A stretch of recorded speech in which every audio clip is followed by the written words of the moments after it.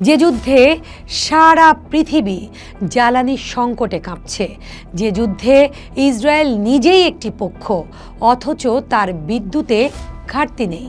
তেল আসছে ভূমধ্যসাগরের পথে, আর পেছনে আছে আমেরিকার কৌশলগত মজুদের গ্যারান্টি। ইরান আমেরিকা যুদ্ধে বিশ্বজুড়ে সবচেয়ে ক্ষতির মুখে পড়েছে জ্বালানি খাত।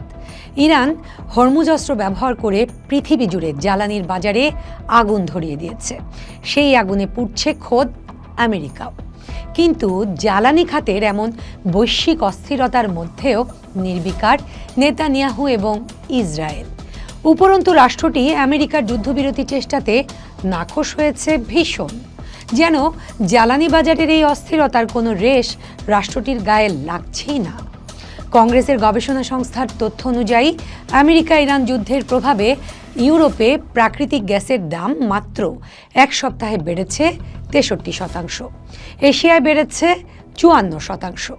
আল জাজিরা জানাচ্ছে, যুদ্ধের আগে ব্রেন্ট ক্রুড তেলের দাম ছিল ব্যারেল প্রতি $65।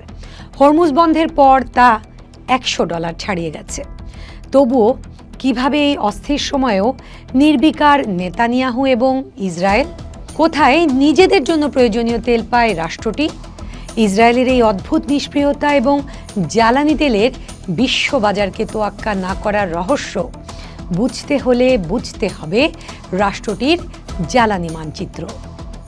রয়টার্স এবং দ্য ফিনান্সিয়াল টাইমসের অনুসন্ধানী প্রতিবেদন সূত্র বলছে, ইসরায়েলের তেলের প্রধান উৎসভূমি কাজাখস্তান এবং আজারবাইজান। এছাড়াও রাষ্ট্রটি জ্বালানির জন্য পশ্চিম আফ্রিকার দেশ নাইজেরিয়া ও গ্যাবনের ওপরও নির্ভরশীল।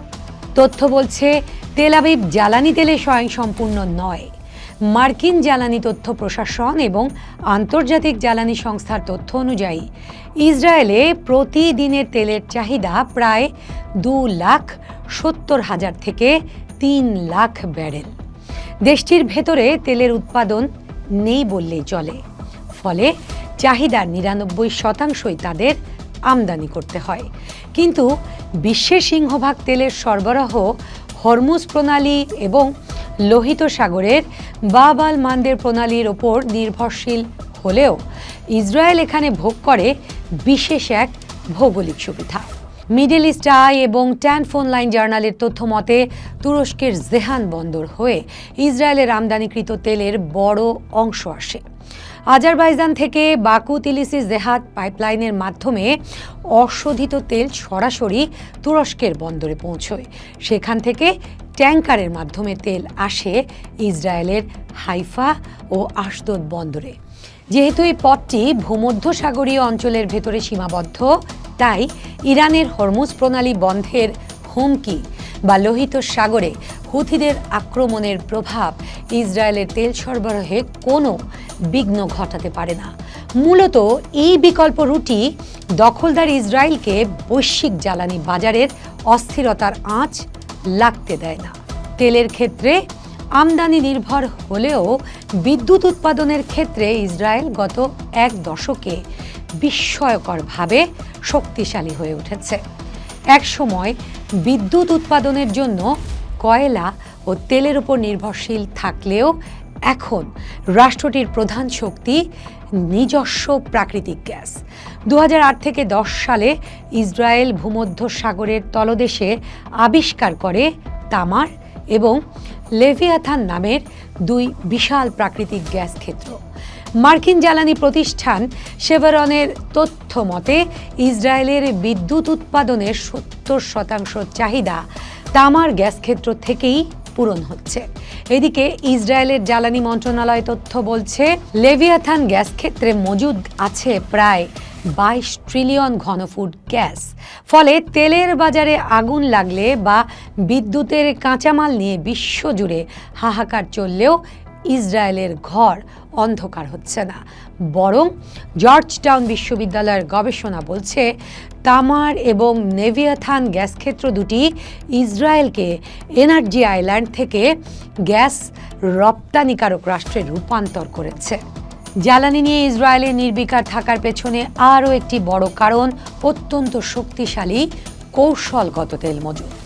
S&P গ্লোবাল কমোডিটি ইনসাইটসের রিপোর্ট অনুযায়ী ইসরায়েল বছরের পর বছর ধরে তাদের ভূগর্ভস্থ ট্যাঙ্কারগুলোতে বিপুল পরিমাণ তেল জমা করে রেখেছে, যা দিয়ে জরুরি অবস্থায় কয়েক মাস অনায়াসে চলা সম্ভব। এছাড়া 19 সালে ইসরায়েল যখন মিশরকে সিনাই উপদ্বীপ এবং তার তেল ক্ষেত্রগুলো ফেরত দিয়েছিল, তখন আমেরিকার সাথে তাদের একটি বিশেষ জ্বালানি চুক্তি হয়। ওই চুক্তির শর্ত অনুযায়ী ইসরায়েল যদি কোনো চরম সংকটে পড়ে তেল আমদানি করতে না পারে, তবে আমেরিকা আইনত বাধ্য থাকবে তাদের জরুরি তেলের যোগান নিশ্চিত করতে।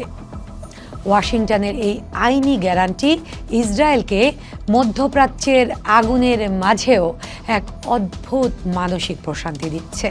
প্রশ্ন জাগতে পারে, লোহিত সাগরে হুথিদের আক্রমণে কি ইসরায়েলে মোটেও ক্ষতিগ্রস্ত হচ্ছে না? বাস্তবতা হলো ইসরায়েলের প্রধান বাণিজ্যিক ও জ্বালানি বন্দরগুলো ভূমধ্যসাগরের তীরে অবস্থিত। লোহিত সাগরের এইলাত বন্দরটি ইসরায়েলের জন্য গুরুত্বপূর্ণ হলেও তাদের মোট আমদানির খুব সামান্য অংশ এই রুট দিয়ে আসে। ব্লুমবার্গের বিশ্লেষণ বলছে, ইসরায়েলের জ্বালানি অবকাঠামো এমনভাবে ডিজাইন করা হয়েছে যাতে পূর্ব দিকের সরবরাহ বন্ধ হলেও পশ্চিম দিক থেকে অর্থাৎ ইউরোপ এবং আমেরিকার দিক থেকে তারা নিরবচ্ছিন্ন সরবরাহ পায়। এই ভৌগোলিক ও কৌশলগত পরিকল্পনাই নেতানিয়াহু সরকারকে আন্তর্জাতিক চাপ উপেক্ষা করার সাহস যোগাচ্ছে।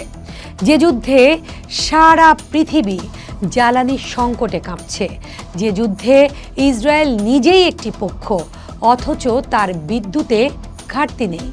তেল আসছে ভূমধ্যসাগরের পথে, আর পেছনে আছে আমেরিকার কৌশলগত মজুদের গ্যারান্টি।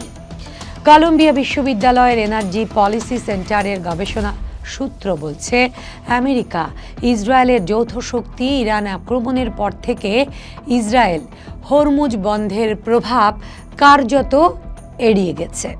বিশ্ববাজারে তেলের দামের বিপুল ঊর্ধ্বগতির পরেও ইসরায়েলের আলো নিচ্ছে না, আর যুদ্ধ বিমান উঠছে। বৈশ্বিক অস্থিরতা যেখানে বড় বড় পরাশক্তিকে কাবু করে ফেলছে, সেখানে ইসরায়েল তাদের নিজস্ব এনার্জি আইল্যান্ডে সুরক্ষিত। জ্বালানি নিয়ে ইসরায়েলের এই নির্বিকারত্ব আসলে ভাগ্য নয়, দশকের পর দশক ধরে পরিকল্পিত জ্বালানি কৌশলের ফল। এই কৌশলের জোরে ইসরায়েল পুরো মধ্যপ্রাচ্যে আগুন জ্বালিয়ে রাখতে পারছে নির্বিকারভাবে। পোস্ট দেখুন, ভাবুন, করুন, থাকুন পোস্টের সাথে।